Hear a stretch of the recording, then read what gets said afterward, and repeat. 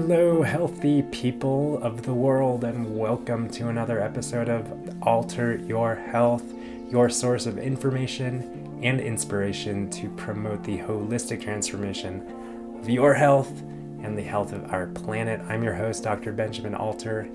Thank you for being here. Thank you for being there wherever you are. Thank you for tuning in, and welcome to this week's episode. I'm really excited to dive into this conversation with another Dr. Benjamin. How cool is that? Not only is it another Dr. Benjamin, but it is another plant-based, vegan, whole food advocate, Dr. Benjamin. And we talk a lot about whole food nutrition, vegan nutrition, specifically related to Dr. Ben's healing story concerning his autoimmune diagnosis in his late 20s. We talk about his prior life, so to speak, and how that inspired his career path change to study chiropractic medicine, now providing holistic chiropractic care in the Phoenix, Arizona area.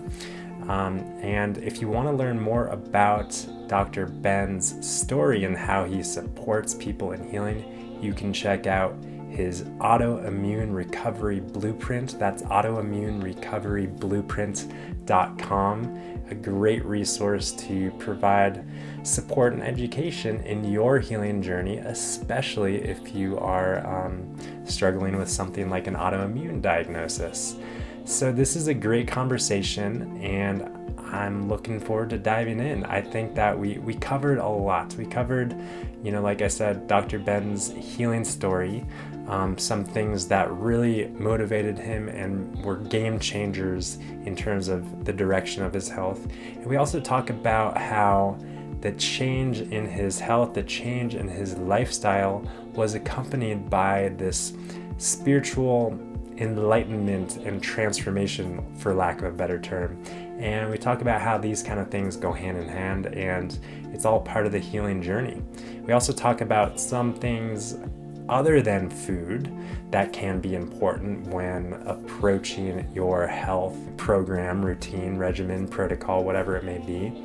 And we talk about some misconceptions and misbeliefs with regard to fruit and natural sources of carbohydrates, which I will say, for those of you who know or don't know already, fruit and natural carbohydrates are, in fact, the body's preferred source of energy, fuel.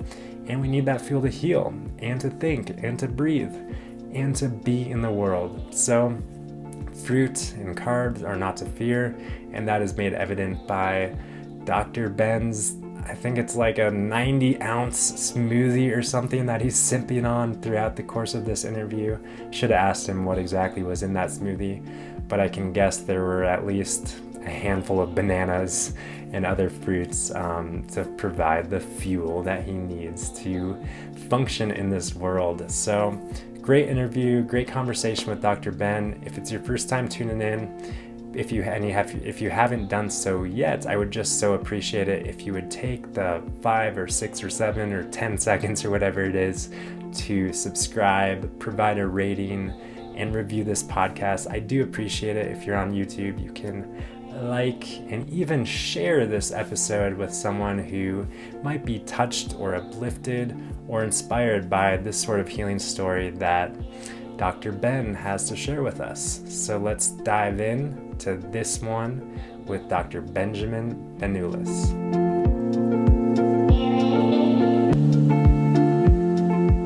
Welcome, Dr. Ben. Welcome to the Alter Your Health podcast. Happy to have you on. Yeah, I'm glad we're doing this. It's just maybe a few days ago that we had a chat. We're like, let's do an episode, and sometimes that comes together, sometimes it doesn't. Here we are. I'm glad to be here. Yeah, totally. It's always nice to connect with like-minded people and practitioners on social media. I think it's really phenomenal how we're able to kind of grow a network of like-minded individuals, because I maybe you can relate. Sometimes I feel a little bit isolated in how I practice and my philosophy around food as medicine and nutritionally how I support patients and clients, and to connect with people who are seeing eye to eye.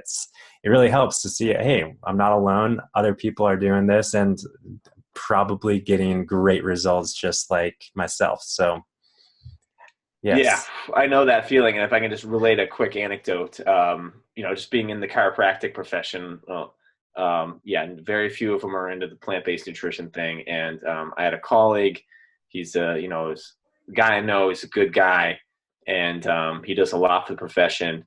And he's like in his late 40s, and he's already had like 2 heart surgeries. And he's like he's out in Colorado actually, and he was down in Arizona yesterday because he's going to go see the paleo cardiologist and to get a workup by him. And I'm just like, man, you are like, but there's no convincing these people, you know. And they're just like, you kind of, I got to do me, you got to do you, he's got to do him. And as much as like we'd like to be able to help, like it's it's not for everybody, you know. Totally. And I think remember as you were talking a few weeks back, you posted something as well about a mentor who passed away from a cardiovascular event. Yeah, yeah, and it's crazy. He's the only other chiropractor in the Phoenix Valley who does the same technique as me. And yeah, he's also late 40s, died of a heart attack. I've been covering his practice. I'm on my lunch break. I got to go back there in the afternoon, and it's so bizarre. Just like that he's not there and I'm there, and I'm kind of being him. And this should not be happening. Like people should not be like dying of heart attacks, not just in their 40s, but not in their 60s, 70s. Like the disease is completely man-made. It's so true. And I think that, the cholesterol thing has always been kind of a controversial topic. We know that cholesterol is not the end all be all cause and definitive factor when it comes to reversing heart disease or predicting heart disease. But that being said, I think it's pretty clear in terms of nutritionally how to certainly do our best to prevent and reverse heart disease. And I've had, different cardiology focused docs on diving into that. So we don't need to, hash all of those, kind of basic, as I see them, common sense ways of, fueling our bodies nutritionally to prevent and reverse heart disease. I mean, it's just like such a no-brainer. But could you just, maybe we'll start by having you share a little bit of your story in terms of how you got into the field of holistic medicine through chiropractic, training and all that, and maybe how you landed upon what you're doing. I don't even really know what you're doing besides eating a lot of fruit, but I'd Yeah, love to know about more of what you're doing and how nutrition weaves into what it is that you do now in your clinical work. sure. So let's see. I'm in my 3rd year of private practice, and I'm 37 years old. So this is not something I've been doing too terribly long. Back in 2010, I was just some dude like working in a cubicle, and I was an engineer. I was working for this microchip company, and we made these like little teeny tiny microchips that went into like like televisions and like portable navigation devices and fax modems and just like everyday electronics. This headphones probably had 1 or 2 of our chips in it, right? Bose headphones. It was a secure job. It was good money. It felt important, felt smart, but visit from my doggy. Hey, buddy. Got a little sidetracked there. Anyway, started to get really sick over the course of like beginning of 2010. Kind of noticed that things weren't going too hot. I was starting to get unexplained pain. I was starting to get these weird rashes on my hands. The food I ate started really bothering me, like having all these digestive problems. And then I noticed like my performance at work started to go down. I started to get like brain fog. I just didn't feel like myself. I felt like really tired all the time. I was like knocking back like 2 to 3 energy drinks a day just to maintain. And just really felt like, for lack of a better word, hammered shit like all the time. And And so, being a, normal red-blooded American man, didn't do anything about it for a while. And I would say towards the end of 2010 was just sort of like, gotta go do something, get checked out by a doctor. And, I'd grown up in a family of, everybody was like my mom's side of the family, medical doctors. So that was just like, the idea of anything alternative was like not even a thought. So, get worked up by the PCP, refers me to the gastroenterologist, and then I'm having pain, so I get referred to the rheumatologist, and like everybody's like looking at my blood work, can't figure out what's going on. Like just kind of throwing their hands up, being like, well, everything looks fine. It's like everything, yeah, you're fine. Prescribe me some like over the counter, Pepto-Bismol, whatever. I've got just Pepto-Bismol pills lining the inside of my laptop bag. I'm just popping them left and right. And, not really getting any answers, not really getting anywhere. And I decided to think, one of my friends is like, well, I got a food allergy test. Turns out I'm allergic to gluten. I'm like thinking, yeah, that sucks to be you, but that could never happen to me. And I've never had a problem with food. And they're like, well, if you're having digestive problems, like you could develop allergies later in life. I'm thinking, okay, why not? Let's get the test, see what happens, And like while I'm waiting for the results, I start just getting really curious, thinking like, hey, maybe I do. Maybe this is like something food related, And keep calling the lab every day. You got my results. No. Finally, get a call back. And the doctor's like, well, we've been gunning your results. Like, you've been calling us every day. So, like, here's what's going on. And it was, like, on a Friday afternoon. Like, they knew that, like, if they didn't call me, they were going to get pestered.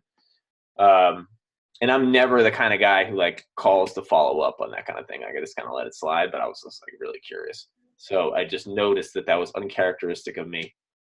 And the guy's like, well, we did a food allergy test. And on a scale of 1 to 7, we rated your allergies or sensitivities for various foods.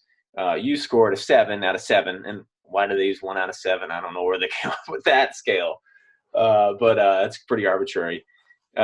He's like, just lists off this like laundry list of foods like soy, wheat, brewer's yeast, dairy, casein, lactose, and I'm just thinking, man, this is like everything that I eat, So I say to the guy, and I'm just thinking like, oh, I'm allergic to everything. Like, what am I going to do? So I says to the guy, well, what kind of medication are you going to give me for this? Because that was just like my level of consciousness at the time. Like, well, obviously you diagnosed me with the disease. What is the cure? And so it's like, oh, there's no medication. You have to just cut these foods out of your diet. That was like this was a primary care doctor that you were seeing, or some? It was like a food allergy testing place that I went to. I don't even know. Okay. Honestly, in retrospect, I don't know. I didn't have much consciousness around like what different people's specialties were. I was just sort of like, do what you're told by the medical system, like go see this guy because he's on your insurance kind of thing. Got it. But it was down the conventional route. Get tested. You're allergic to everything. Yeah. Yeah. So he says, well, you got to cut out. It was like record scratching. Like. Whoa, wait, what? Well, what? Yeah, so, you do what any sensible person does, and it's like, okay, well, I can't eat gluten, and I can't eat soy, and I can't eat, so I go into I'm living in Austin, Texas at the time, so we had, some access to natural foods, and start buying like the gluten-free, dairy-free macaroni and cheese from the freezer. It's like $7 for like, Nintendo cartridge size thing of food. And, grocery bill goes up 200% overnight. Food tastes terrible. Just not really feeling a whole lot better. And it was still like, I was still crave all the junk food that I was eating. And I never had a problem with my weight. It was all like I would eat terribly horrendous junky food, and everybody in my office would be like, oh, that's going to catch up with you someday. I'm like, no, it's not. I got good genes. Like I'll never gain weight. And I never did. And the irony is that it did catch up with me, but just not in the way that anybody could have foreseen. So I'm just getting that stuff, and I'm like not getting any better. And it's like the idea of like that I could cook my own healthy food like came to mind, but I was just like, I don't got time for that.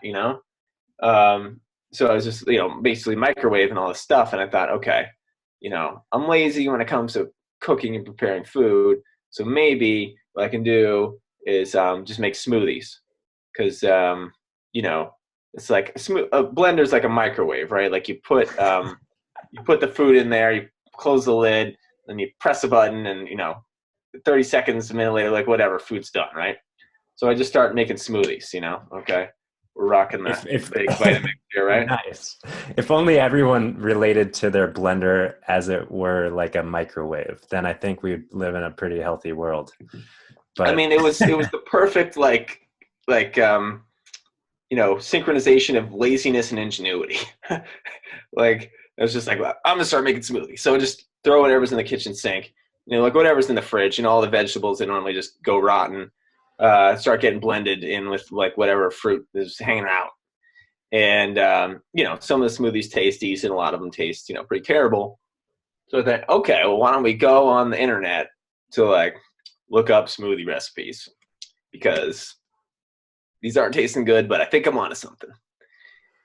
And and of course, obvious, like it's not rocket surgery to know that like fruits and vegetables are like kind of good for you, right? It's like that they teach you that in kindergarten. You're like, oh, fruits and vegetables, like people know that to some level, like intellectually, but they haven't internalized of like how powerful they actually are.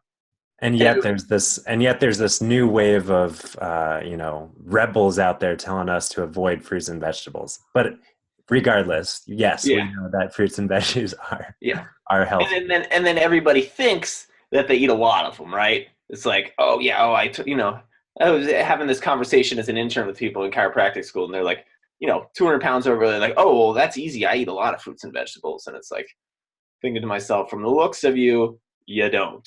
But And what else do you eat? yeah, yeah. And so we have the USDA says you got to eat 5 servings a day, which is this is probably 15 in this thing. But the average American's eating less than 2, and it's in the form of like tomato sauce on pizza for your fruit, and then fried potatoes, French fries for vegetables. And it's like Right. It's pizza and French fries is your fruits and vegetables. sad. Like, Totally. don't expect good results. Okay.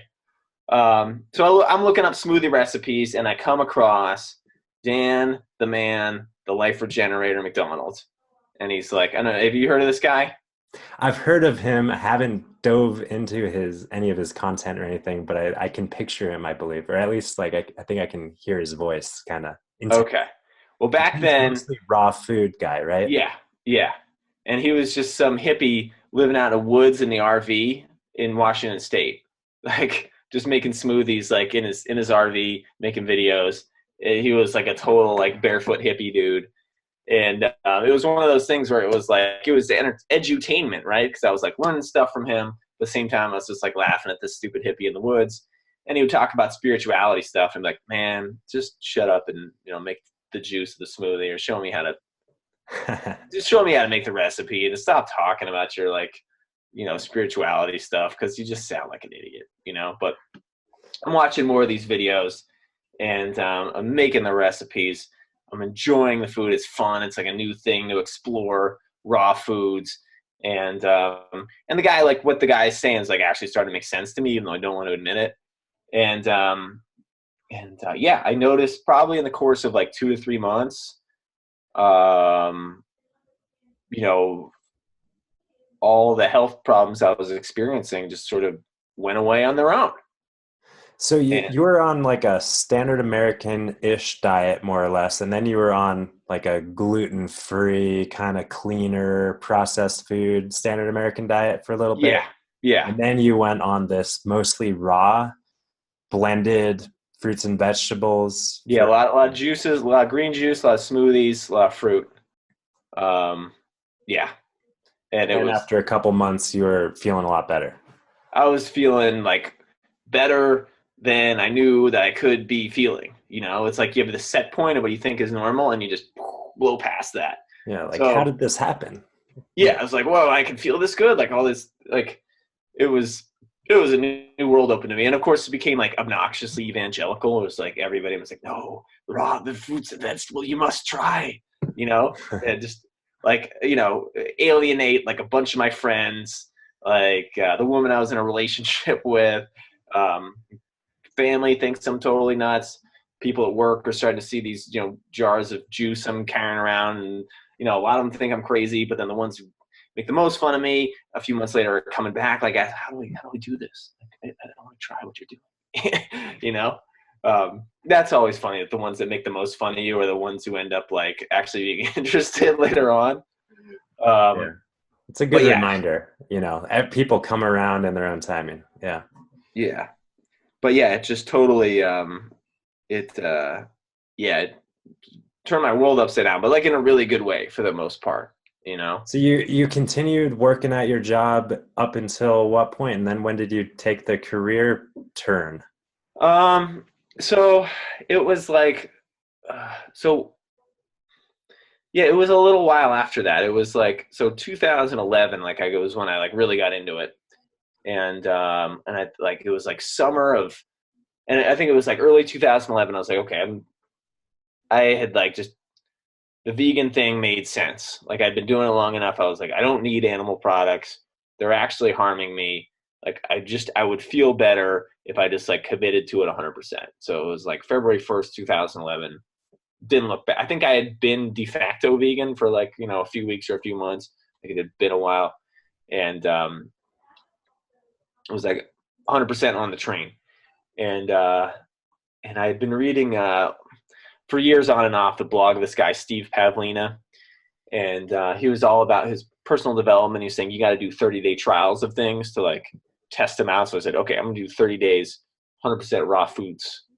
In like it was like between like July 15th and August 15th of 2011. I remember it because it was like I was like, this is gonna be hard to pull off. And like doing an office job, and then like that rocked my world. And I was like, okay, I want to do that again. So in 2012, I recommitted. I said I'm gonna do 60 days this time. And 60 days ended up turning into like 150 days. And I had all these like crazy spiritual awakenings happen during that time, which I was like not prepared for or didn't anticipate. It was really bizarre. And, but like, you know, mostly positive, you know, reprocessed through a lot of like childhood and adolescent trauma, and like really just when you're not stuffing your face with junk food all the time, or like when you're, you know, eating really clean, like your emotions come up to be processed. You can't run away from them, right? And so a lot of that stuff came up through process, and then just a lot of stuff around like, what am I doing with my, like I had just turned 30, and I was like, what am I doing? Like this, we're shipping microchips into TVs in Japan. Like I don't even watch TV anymore. Like I remember I was, one of the things we did in my job was we looked at the sales forecast. We looked at like, okay, what's the worldwide demand for all our microprocessors, and like how much do we really think we're going to sell, you know, in the next 6 to 12 months? Like what do we got to tell the factory to build, that kind of thing. And I remember this one meeting, the marketing guys come in to talk about like their plan to sell stuff, and they're like, guys, we've been looking, and like the medical device industry we're going to make a lot of money because the diabetes market is just exploding. Like it's just going to be by 2020, we're going to need so many blood glucose meters. Like we're just going to be, we can sell this chip that we made back in 1998 for like, you know, we can sell it for like $1.50, and we can manufacture for like 12 cents. And we're going to just make a killing, you know, selling like billions of these things. And, I'm just like, you know, everyone's like, whoa, yeah, awesome. Like the diabetes market is exploding. I'm just sitting there like, just like watching it happen in slow motion. Like, wow, is this really what we're doing? You know? Cause like in my mind, I'm thinking like diabetes, foodborne illness, like preventable and reversible with diet. It's like, but we can sell the microchips and make money. Yeah. No, I really hear you. You were at this kind of moral crossroads where it was like, am I going to continue down this path that's totally out of alignment, or am I going to step onto and continue down this path that's like nourishing me. Yeah, totally. And it So, was so like, that was the crossroads, and you're like, I'm out of here I now. think that was, yeah, that was one, like, just like aha moment of, because there's no judgment on those people, right? Like, they didn't know what I knew, and it Right. wasn't like they were scamming anybody. Like, they thought they were serving these people the best that they could, and they knew they'd make a lot of money, and that's nothing wrong with that. But it was like, they're completely ignorant to, like, that there was another way that was a lot better. Maybe it wouldn't be great for like shareholder value or their bonuses, but like, you can like either make a lot of money managing people's diseases, or you can like get them well, and I think that's a good reminder that like a lot of these industries and businesses, most people working in them are well intentioned. They're just doing what totally, they're totally, doing their best given their level of knowledge and understanding of what's going on and how to manage it. But you had a new level of understanding, so yeah, you had a new responsibility in that. yeah, totally. And that's why these things about like conspiracy theories like really just grind my gears, because it's like, no, there's not people who know what you and I know and are like doing something evil anyway because ha ha ha ha. Like, they're well intentioned, they just don't know, and things are constructed in sort of like an academic intellectual paradigm where what you and I do was frowned upon and looked as anti-intellectual, or like sub-sophomoric, like when that is like, because it's a simpler way as opposed to like the more complicated ways, the more intellectual way. But anyway, yeah, basically to acknowledge your point is that like people were just doing the best that they could, but like I had this new level of consciousness. I couldn't keep down that path, it just became more and more painful. And so I thought, okay, well, like, I basically figured out how to, you know, heal myself. Like, I saw firsthand how like the body heals itself, and its rashes receded, the pain receded, the brain fog receded, the digestive issues receded, like just like in front of my eyes. So I had this like, because people could say intellectually, oh, the body heals itself, but I think unless you've like truly experienced it, you don't really know. Totally. But I knew, like I knew, so like one of the most core principles of like the universe was like the human organism's self-regulating, self-organizing, self-healing, you know, um, thing, entity. And so I was like, okay, well, I would really like to become a naturopathic doctor, because that's pretty much in alignment with everything I was studying and reading about and doing. But here's the catch: it's no naturopathy isn't licensed in Texas. So I was like, okay, well, let's research this some more. Well, okay, I could do chiropractic, and that's also a drugless profession, because I knew I didn't want to study like drugs and surgery. I just knew that like that didn't align with me. It wasn't what I wanted, how I wanted to get people well, and I wasn't willing to like spend the time in medical school learning that stuff only to never use it. Like it was just like I didn't want to have to put myself through that, spend the time or the money on that. So I figured, okay, well, let's do chiropractic. It's a useful skill. It's like no side effects. It's safe. It's effective. It's a heck of a lot better than opioid pain medication for pain, which is like a whole nother rabbit hole of how awful that stuff is. Like, some of these things, like I thought I knew how, like these traditional medical therapies, I thought they were kind of bad, but then like I learned more and more being in practice and meeting people who'd been, like had bad experiences with them. I was like, wow, like really bad. I took my first pharmacology class and I was like, wow, like thought these drugs were kind of bad, but man, like they're really bad. Yeah. So you went down the chiropractic route. Just mainly, it sounds like you knew what you were wanting to do, and you were wanting to kind of use food as medicine. It sounds like, but you were kind of weighing the proper path for you to get there, and based on where you were at physically and where you wanted to be, Yeah. chiropractic was the route. Yeah. And of course, the irony is that I ended up in Arizona, where naturopathy is like the best scope of any state in the country. Probably any place in the world to practice. Like you can Yeah. like do anything. And actually I think you can even like claim to cure cancer, maybe, is it? Or like, or at least treat it. I don't know. Oh yeah. You can treat anything. You can prescribe pretty much anything. Yeah. Not that, without getting off off topic too much, but there's a lot of people who practice naturopathic medicine in unlicensed states, and there's actually a lot of pros about doing that, because your hands aren't held in terms of what you can and cannot do.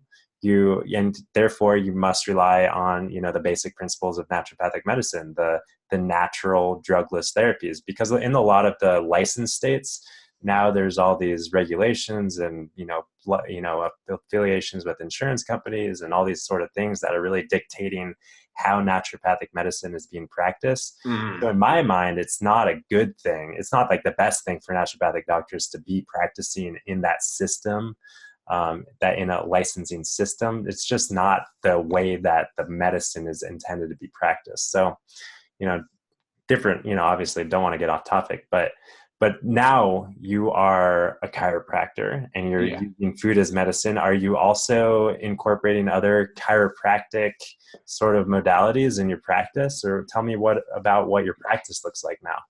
Yeah. So about halfway through school, so it's like first or second semester, Alan Goldhammer came and gave a talk at my school. And I was like, wow, okay, cool. Like I had heard He's a chiropractor. Yeah. I had heard a bit, and I always thought he was a medical doctor. I had no idea he was a chiropractor until he came to my school and gave a talk. And so for people who listening who don't know, he runs True North Health Center, which is a fasting and plant-based diet residential health center in Northern California. And so I was like, okay, wow, I could intern at his clinic. I was like, all rockets pointed in that direction. Like I'm doing that, and about halfway through chiropractic school, one of my dogs passes away, and just unexpected, very, very sad. And it's like when it happens in grad school and you're like, nose to the grindstone, like just working it out, like you don't really have time to necessarily process the grief, or like I didn't really cry, even though I kind of knew that I should. And so I was kind of dealing with that. And then I started dealing with some like shoulder pain that kind of came out of nowhere from working out. And it was really bizarre because I was like, take really good care of myself. I'm healthy. I'm fit. I was eating like 100% raw vegan for like, like a year plus at that point. And I was like, this is why am I having shoulder pain? Like, this is so bizarre. And I would go to the school clinic and they would like adjust me, zap it with the laser, e-stim, hot pad, like every physical therapy modality under the sun they were throwing at it. And it was like not getting any better. It's so weird. And so then I met this guy who was a chiropractor in West Hollywood, and he was a bit of a weird dude, but he was kind of intriguing.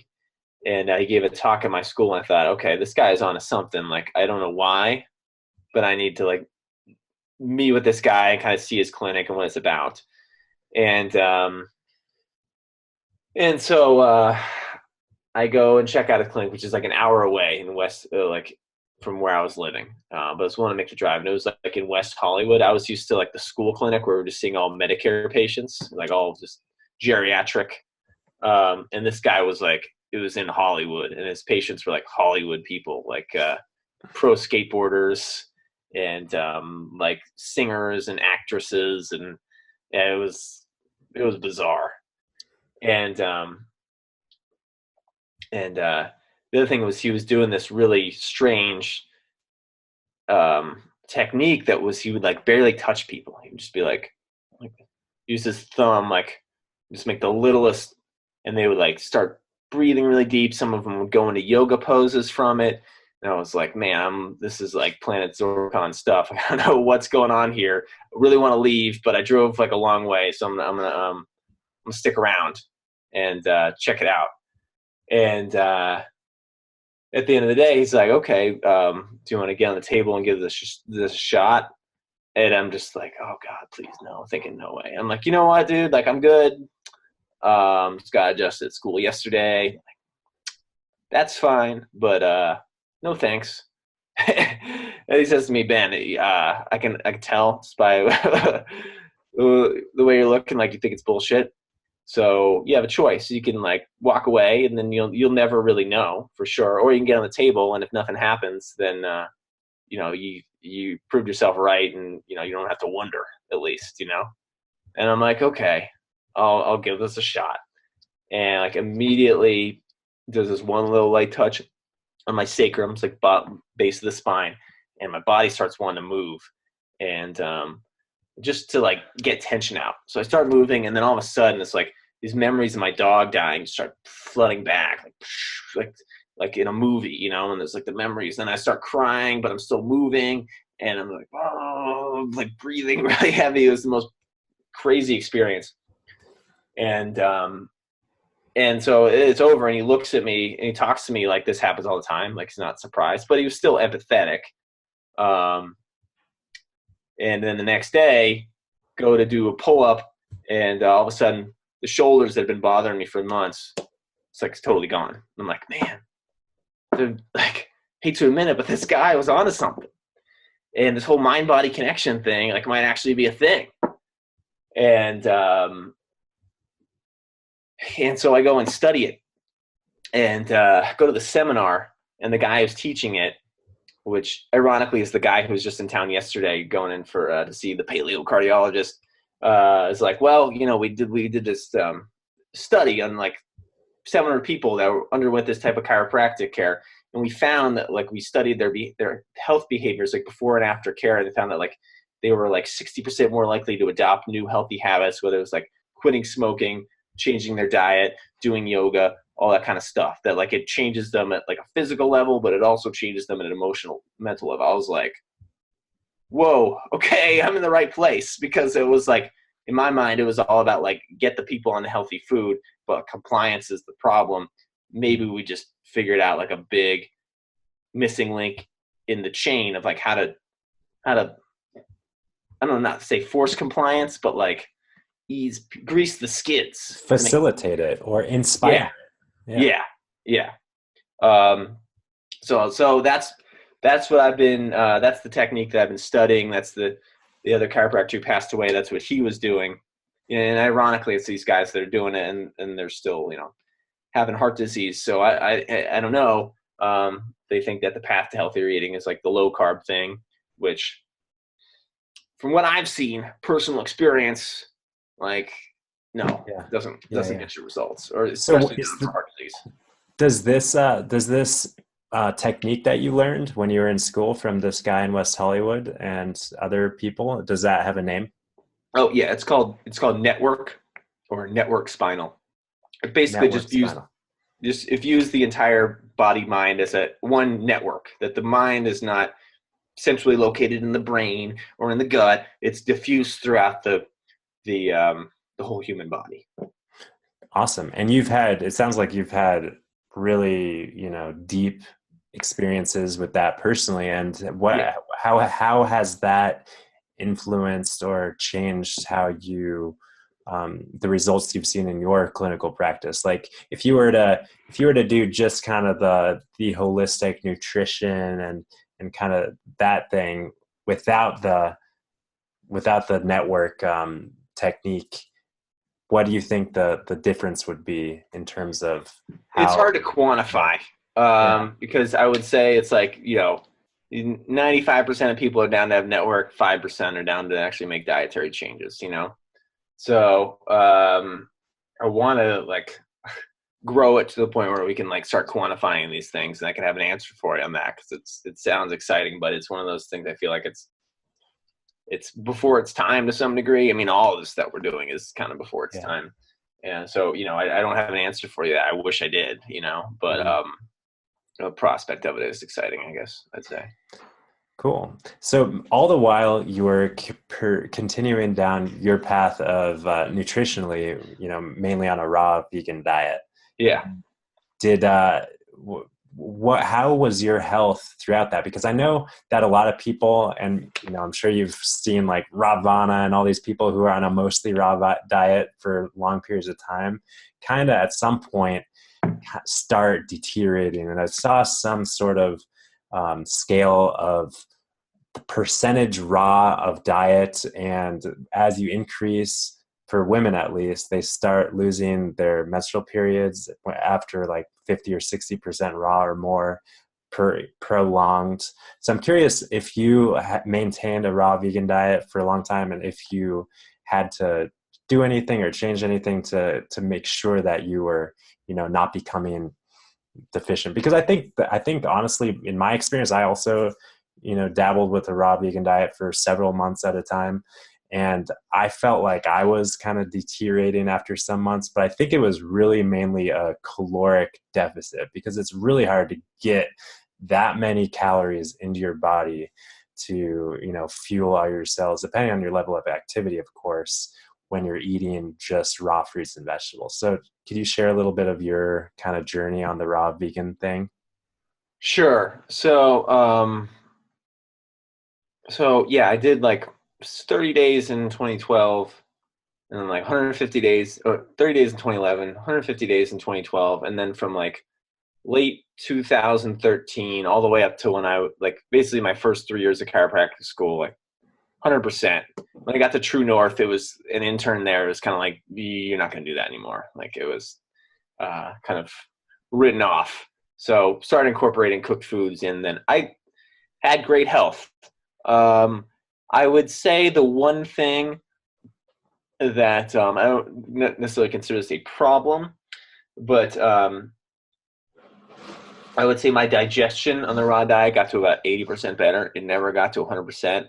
I think I did later get into like breathing techniques and like certain exercises with like diaphragmatic pressure, intra-abdominal pressure. Like that was like the game changer the last 20%.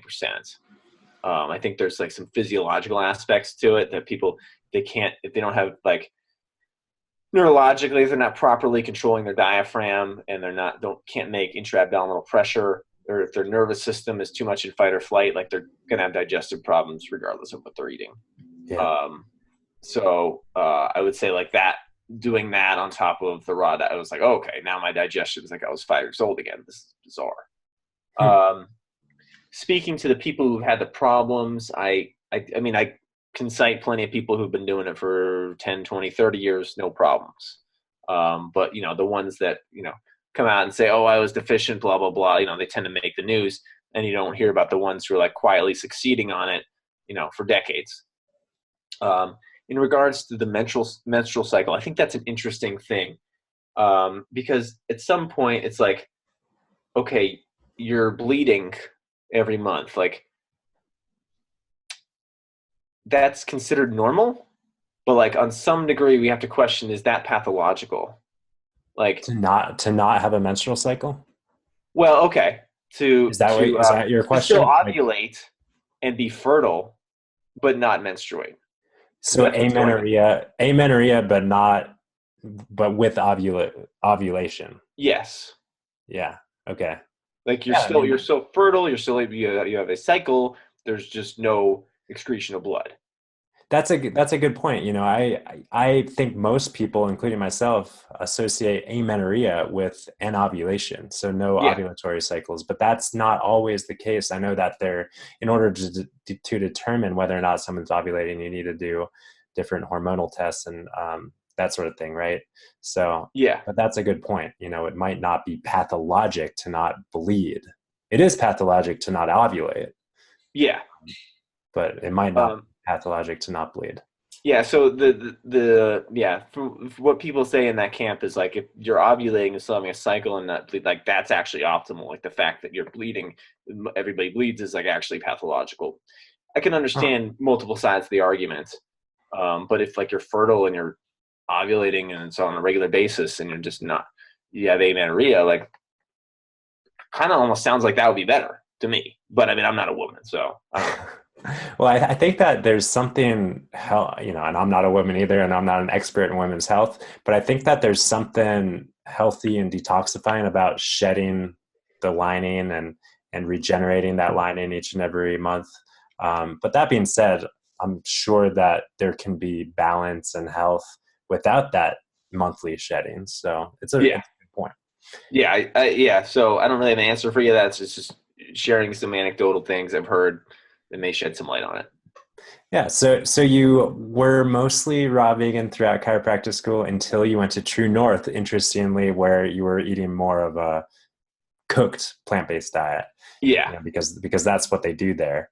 Yeah. And and it sounded like your health didn't deteriorate. No, no, nothing really It was changed. And just, I was like, oh, okay, yeah, wow. I think that it might have served me really well for a while, but then I realized, like, okay, I can branch out and like I can eat, steamed greens, I can eat baked potatoes, I can eat sweet potatoes, squash, like all this stuff, and like feel fine, feel great, enjoy it, and try some new food. So that's kind of been where I've been at since then, as far as like, just whole food, plant based, off the tree, out of the ground, eat it raw, cook it, whatever I feel like, but still doing predominantly raw just because I just love fruit. I love leafy greens. It's mulberry season right now in Arizona. Was just picking like hella mulberries this weekend. Like you can't get any better than that fresh off the tree. oh I mean, man. that's just an experience. That's, I really believe that humans were meant to just be eating fruit off the tree and picking berries off the bushes and pulling vegetables out of the ground. Absolutely. I think that we can all agree that that's really the optimal human diet. But I'm curious because you probably interface with, being a chiropractor, and just like in naturopathic medicine, most of the vast majority of my colleagues, I should say, do not prescribe a plant-based diet to their clients. They do not, follow a plant-based diet themselves.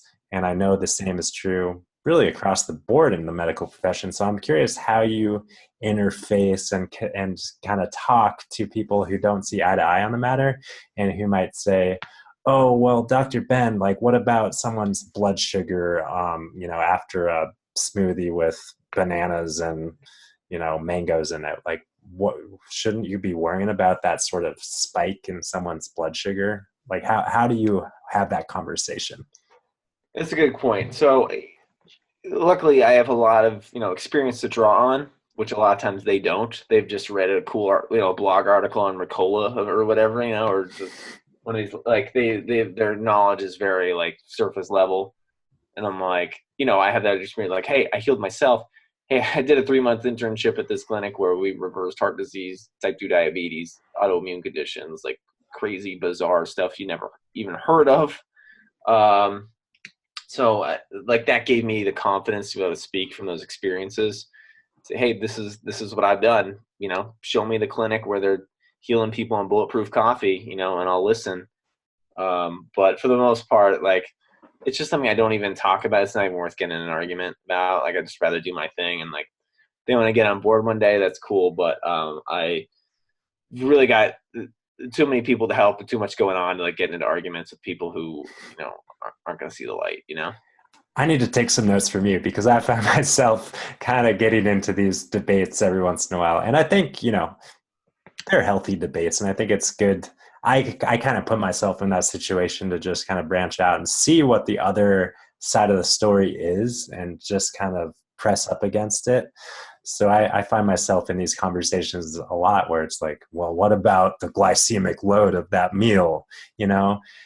So if I were to just ask you, hey, Dr. Ben, that smoothie that you're drinking right now, like how many carbs are in it, and does it affect your blood sugar in a bad way? Like, what have you measured your blood sugar insulin response, or have you done any of these kind of tests to see how your body is kind of biochemically, metabolically responding to your diet? Sure. So, I mean, I've been doing this for 8 years. And so, not dead, not diabetic, maintain a healthy weight, doing great. Get my blood work done probably once a year. Hemoglobin A1C, fasting blood sugar are always, the, the HbA1c is in the low fives. Fasting blood sugar is always in the double digits. Like, I mean, the numbers speak for themselves. Yeah. Fruit has plenty of fiber in it, which slows the absorption of sugar into the bloodstream, so there's never a sugar spike. Coca-Cola doesn't have fiber. Candy doesn't have fiber. Donuts don't really have fiber. Those things are going to spike your blood sugar, but the fruit that's picked off of a tree has fiber. There's a reason why we crave sweet things, and it's not, we weren't wired to crave Dunkin' Donuts. We were wired to crave what's out in nature, which is fruit. For sure. Yeah. I talk a lot about those sweet cravings with people who usually satisfy their craving with junk food because that's like the closest, easiest thing. But I think that sweet craving really is a call from the body, a desperate message: give me critical carbohydrates in order to fuel my cells, and I think because that's what carbohydrates are. They're the fuel of cells. And I think that people hear carbohydrate, hear fructose, hear sugar, and they just think, I know that's bad for me, but that can't be further from the truth, right? Yeah, and if you believe like you and I do that this human body is like self-healing, and it has this innate wisdom, and it can handle itself, like why would it ever make you crave something that's going to harm you? No, like it's almost this belief brought over from, like, hate to say it, but like certain religions like Catholicism is like anything that feels good or is like pleasurable like must be bad, and we have to regulate it and stop it. um it's like it's there for a reason. We've what's the word, like Suppressed it or well, we've suppressed it, but we've also like perversed it or whatever. Like we've made all these things out of the sugar when like all along our body just wanted the fruit, but we like found ways to like like figure out what makes the fruit sweet and then like concentrate that and like mix it with other things and like combine these concoctions that end up being just like terrible for us. yeah, the you know food industry is definitely capitalizing on this human genetic desire and need to be fueled by sugar. yeah. We are fueled by sugar, but we're not fueled by processed crazy junk food. And that, I mean, obviously, duh.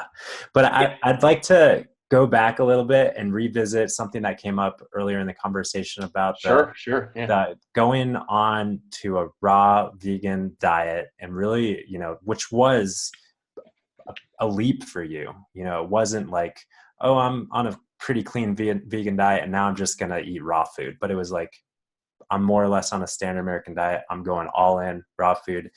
And in that process, you talked about having like a spiritual experience and like an awakening and increased level of consciousness and connection with what you're doing and your path. It sounded like. I'm curious if you could share more about what that was like, where it came from, and what was going on inside of you and coming through you. Yeah, sure. It was pretty wild because I was a mechanical engineer. I was like all in the left hemisphere. And so it was all ones and zeros for me. And like anything I'd heard about over the years of like meditation or spirituality or yoga or like any kind of alternative health stuff, I was just like, come on, give me a break. Like let the smart people handle it. All right. And I started to have new awareness of my emotion. It's almost hard to describe. Like a lot of these spiritual experiences, you experience them with some sense that's beyond the five senses. So when you try to like explain it to people, it doesn't make any sense. And then of course, like they don't get it, and they might think you're an idiot. Yeah, that's all right. That's all right. Yeah, but people. Okay, Words so words are always going to be self-limiting. They're going yeah, to dumb down the experience, but you can put words on it. sure. So definitely had a few experiences where trees spoke to me. That was pretty wild. Um, definitely. Was there like an audible noise? No, it wasn't like audible. It wasn't like, Ben, you must go to chiropractic school. Follow No, it was this. more just like touching them and then feeling like there was some sort of like telepathic conversation going on. Not like, oh, I want to touch this tree and talk to it. Like I stopped and like whatever, put my hand on this tree to tie my shoe or something, and all of a sudden I get a download, and I'm like, whoa, what? So it was all like, wait, that can't have just happened. Um, and yeah, I'm trying to remember what else. I think it was more just like just awakening to the idea that there was more to life than everything I was experiencing. Like I had built up this like kind of box to put myself in that was safe, and then all of a sudden like that just got blown open. Yeah. And when you were in that experience of, connecting with the trees and having this, increased level of awareness of life, were you aware or did you have any idea that your nutrition had a part in that? Or what did you make it mean? And what was in the frame of mind that you were in at the time, what was it all coming from? Or what was the purpose of it? I mean, I had, I was watching Dan McDonald's channel, a few other raw food people, and, it was pretty split in the raw food community. There was like people who were really into spirituality and people who thought that was nonsense. And so it was sort of like, oh man, maybe these like spiritual people are actually onto something. Like, damn it. It was sort of like, oh, well, I guess got to learn this now. Kind of like, I feel like every thing that I've really gotten into has been something that I had a lot of resistance to at first, but then I experienced it firsthand and was like, God, I guess I got to learn this now. So I kind of was like, yeah, it must be what they're talking about. Was kind of reluctantly admitting that they were right. Was kind of what it was like. Yeah. Well, yeah, it is interesting that what we resist the most tends to continue pushing us until we kind of let go, let it in. So I'm curious if you feel, if there's anything in your current world, in your current scenario that you're resisting, and that's, what are you pushing up against now in your personal life or in your clinical practice, or like what's next? Good question. I think there's been something I've been putting off since I started in practice, which was I really wanted to, work with people with autoimmune conditions. And it's been like, it because that's what I, essentially was suffering with. I didn't quite figure that out till later. And I know like the protocol that I had to offer and everything is like optimum for healing that. The medical solution out there is terrible, as we know, suppressing the immune system through drugs and things like that.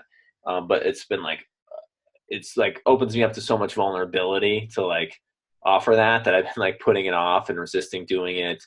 I just went to this seminar, which is all about how to put on seminars and how to put on trainings and how to teach stuff. And I want to implement that to start helping people with autoimmune conditions. So that's kind of the thing that I'm been pushing up against hard lately. But I know it's like that's my calling. That's like why I got sick. I got to pay it back, pay it forward. Yeah, that's a really good point. I think that we're guided, and it sounds like you've been acquiring this information, these experiences, and it's all coming into a point here to offer back in the world. Well, on that note, tell me a little bit more, maybe we could wrap things up by talking a little bit more about, just kind of general recommendations or guidelines or kind of a direction that you like to point people in. And, because I know, we've been talking about this kind of intense extreme, or so it could sound, this raw vegan diet, that's like a huge leap. And I mean, you took it, and, maybe it's not totally critical for everybody to take that big leap the way that you did, but generally speaking, I think we can agree that, of course, at least you and I on this call, we can agree that going back to a natural diet and eating foods from the earth is going to be the path to health and healing. So I'm just curious of, general guidelines or words of encouragement, and, how you kind of convey this message and information to your clients and patients, and, what would maybe be inspiring and motivating for listeners out there today. Sure. So I think the first thing is, take an inventory, like how much fruits and vegetables am I really eating? It's easy to think about like, oh, that time I went to the farmer's market, last month and bought like, some greens or whatever, and they rotted in my fridge. But like, are you really eating that much? Probably not. So time to like step up your game. And, it's really simple. And in fact, the simpler your meals are, the fewer ingredients you have, the better. So just start buying large quantities of fruits that you like. We're recording this in April. it's a great time. May, June are coming around the corner. All this great stuff's gonna be in season. Stone fruit, peaches, mangoes, watermelons, all the different kinds of melons, all the different kinds of berries. So there's tons of opportunity for like lots of fruit.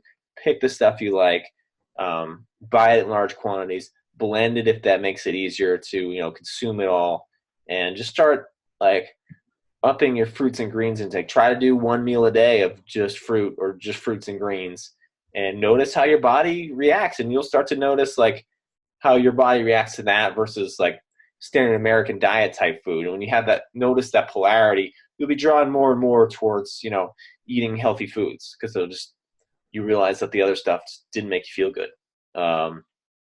And so I would say just try to crowd out the bad stuff with the good stuff. Don't try to not eat anything. Just try to eat more of the good stuff, and the other stuff will naturally start to fall down the ladder. Yeah, just do it. Just get out there and do it. Especially, yeah, you made a good point this time of year where things are fresh and abundant and beautiful, and just bring them into your refrigerator or blender or mouth in whatever way. Well, some question just popped up when you were talking about increasing, fruits and greens, which I think are, fruits, berries, melons, and greens are some of the most healing foods that we can mostly agree upon. A lot of people eat that kind of meal, like a meal with mostly fruit and greens, and then they feel hungry like 30 minutes or an hour later, or they feel full, because all the water, and then they're like hungry and they're like, oh, I need more than that. I need chicken on my salad too. Or I need oil doused all over this too, or nuts and seeds, whatever it might be. So how do you convey or talk about this kind of thing with people? Sure. That's a good question. I mean, it does take so fruits and vegetables are nutrient rich and calorie poor, meaning that you can eat a lot of them, get very few calories. So over time, consuming more of them, you build, a stretch in your stomach. Like this was, we had a dozen bananas in this smoothie. A lot of people, they'd get, a third of the way through it and be like, I'm done, So it takes time to build up the stretch in your stomach. So I would say, if you want to start the meal with fruits and vegetables and finish off with, denser stuff like rice or sweet potatoes or, things of that nature that are more calorically dense, you'd feel full. I think that's a good strategy as well. Because definitely these foods do not pack a lot of calories. And if you're eating a standard American diet, you're used to getting much more calories for the amount of volume that you're consuming. So you'll feel full, but then you'll be hungry again real soon because your body will process all of that and stomach will empty out and you'll want more food. Whereas, someone like me, I could sit down and eat 2 to 3 times as much as you and, to get full. So I would advise consuming, other more calorically dense whole plant foods, mostly in terms of grains and root vegetables, to get the calories. Yeah, that's a really good point. And the other good point that you made is doing the fruits and the greens first, because a lot of people are accustomed to eating fruit for dessert, say. Good point. I used to do that a lot, and I was like, oh, those, that apple pie or whatever on top of that, those baked potatoes, that doesn't feel really well. What's wrong with me? But, fruits digest so quickly and greens digest so quickly. The raw foods digest really quickly. So put those on first, right? Let them digest, get out of the way, then eat the denser foods, because otherwise you eat the denser foods first and then the fruits and vegetables. Well, there's going to be a fermentation process happening in your stomach. It's not going to be comfortable. Yeah. And then people are like, oh, I can't eat fruits and vegetables because I get bloated. And it's like, no, you just need to, think about how you're putting them in. It's not just, don't just put them in with all the other stuff. And if they ate it, even if they had it first thing in the morning and they had a big animal product meal the night before, that meal of animal products still might not be digested at 9, 10 in the morning, And so they're going to be like, I feel bloated. Well, because you're still digesting dinner, Yeah, that's a good point. Well, wrapping up, I'm curious if you have, we talked a lot about food and your healing journey with food, and I'm curious if you have any other words of wisdom or advice beyond the plates, beyond the nutrition, in terms of lifestyle habits or ways of thinking and living that might support people's healing journey? Yeah, it's definitely not all about the food. You got to exercise. You got to get enough sleep. These are basic principles of hygiene, taking care of yourself. Like, you can't, people think you can out exercise a bad diet. We know that's not true. Some people think you can out diet no exercise. Not true either. You got to do both. You got to get sleep. Meditation, if you don't have a practice, get started. It's fundamental and simple. Download a meditation app. There's plenty of free ones. Because a lot of times, like, the reason you struggle with lifestyle changes is because your monkey mind is going crazy, and you want to change, and it doesn't want to let you change. And if you can get your mind right, usually other stuff is a lot easier time falling in line. Great stuff. Yeah. Mind, a whole other can of worms. Yeah. Maybe next time we'll cover the minds. But it's been a lot of fun getting to know you a little bit more, Dr. Ben, and thanks for sharing your journey. I know it's been inspiring for me. I'm sure it'll touch and inspire a lot of other listeners out there. So thank you. All right. Thank you. Thanks for having me. Yeah. Peace and love. Until next time. All right. Adios.